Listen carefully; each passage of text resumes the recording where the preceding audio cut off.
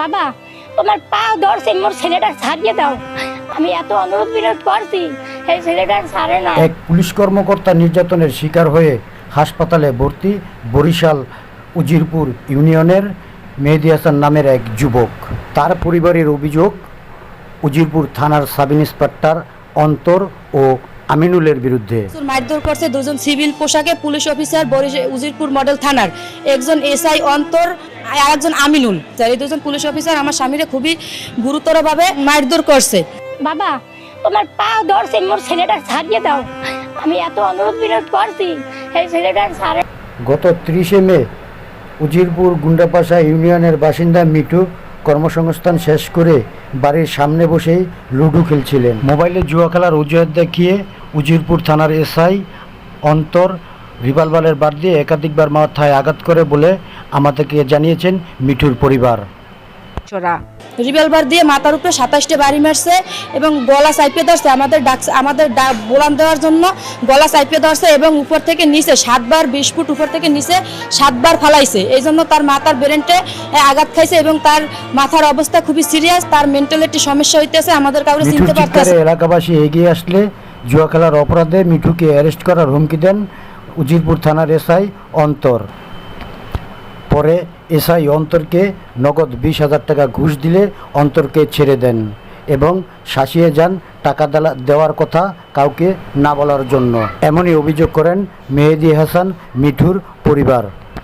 Police আমার হাজবেন্ডের মুখে পিস্তল ঢুকাই দিয়া তারে খুন করার জন্য ক্রস ফায়ার দেবে। আমাদের বলতে আছে যে টাকা দে, 20,000 টাকার জন্য আমাদের হুমকি দেয়। যদি আমরা 20,000 টাকা না দিই তাহলে তারে ক্রস ফায়ার করে দেবে। এই জন্য আমরা ওর কাছ থেকে তাড়াতাড়ি 20,000 টাকা দিয়ে আমার স্বামীকে উদ্ধার করে আনি। আর মাথার ব্রেনটে সব সমস্যা, কিন্তু ওষুধে কোনো কাজ হয় না। মানে 2 দিনের দিন ও একটা ঢলে পড়ে। রিভলভার দিয়ে মাথার পর 25-26টা বাড়ি দিছে। তা হেয়ের পর যখন গুলি দিয়ে হালাইয়া 2 ফিরে উঠছে, তখনই আমার ডাক দিছে। ওই ডাক দেওয়ার পর আমি কানে শুনছি। এ সময় বেশ কয়েকবার অন্তরের সাথে যোগাযোগের চেষ্টা করলেও অন্তর ফোন ধরেন নাই। তবে এই বিষয়ে উজিরপুর থানার ভারপ্রাপ্ত কর্মকর্তার সাথে কথা বলতে গেলেন তিনি আরও উল্টো সাফাই গাইলেন এসআই অন্তরের পক্ষে। তিনি বলেন পুলিশের পক্ষ থেকে তেমন কোনো নির্যাতন করা হয়নি মিঠুকে। তাছাড়াও মিঠু একজন মাদকাসক্ত বলেও দাবি করেন ভারপ্রাপ্ত এই কর্মকর্তা। সেটা সম্পূর্ণ মিথ্যা এবং ভিত্তিহীন। যদি এই ধরনের ঘটনা অভিযোগ পাওয়া যায় তাহলে আমরা পূর্ববার ইনকোয়ারি করে তার বিভাগের শাস্তিমূলক ব্যবস্থা। পুলিশের রিভলভারের আঘাতেই মিঠুর অবস্থার অবনতি হতে থাকে। সবশেষ গত 3 দিন আগে মানসিক ভারসাম্য অনেকটাই হারিয়ে ফেলেন তিনি। পরে তাকে নিয়ে যাওয়া হয় বরিশাল শেরেবাংলা মেডিকেলে। জ্ঞান আসলে ও কথা বলতে পারে না। ও সম্পূর্ণ দেখায় যে মানে ইশারা করে যে ওরে কিভাবে মারছে, এগুলো ইশারা করে, কিন্তু মানে মুখ দিয়ে কথা বলতে পারে না। ডাক্তারে বারবার ঘুমের ইনজেকশন করে, কিন্তু ঘুমও আসে না। আর কতক্ষণ মানে জ্ঞান হারা হয়ে যায়, আবার জ্ঞান আসে। মাথায় ওর মানসিক সমস্যা হয়েছে, যে এমনকি ওর ছোট একটা মেয়ে আছে, 3 বছরের মেয়ে। এই মেয়েরে ও সম্পূর্ণভাবে চিনতে পারে না, আর আমাদেরকে তো কেউ চেনেই না।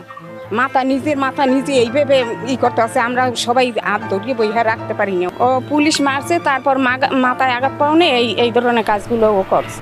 এ বিষয়ে বরিশালের অতিরিক্ত পুলিশ সুপার মোহাম্মদ রেজাউল ইসলাম জানান, বরিশাল জেলা পুলিশ যদি নিরপরাধ কোনো মানুষের উপর নির্যাতন করে তবে তার আইনগত ব্যবস্থা গ্রহণ করা হবে। পাশাপাশি এই বিষয়ে খতিয়ে দেখা হবে। তার বিরুদ্ধে অবশ্যই আমরা ব্যবস্থা নেব যদি আমরা তার অভিযোগ পাই আর কি। আমরা এখন পর্যন্ত কোনো অভিযোগ পাইনি। আমি তাকে পরামর্শ দেবো, আমাদের পুলিশ সুপারের কার্যালয়ে আছেন এখানে, বা সার্কেল এসপিও আছেন, যে কোথাও কি অভিযোগ দিলে হবে আমরা অবশ্যই এটা খুব যথাযথ গুরুত্ব দিয়ে দেখব এবং সে অনুযায়ী আমরা ব্যবস্থা নিব। সাইফুল ইসলাম সেন্টু, মানবিক বার্তা।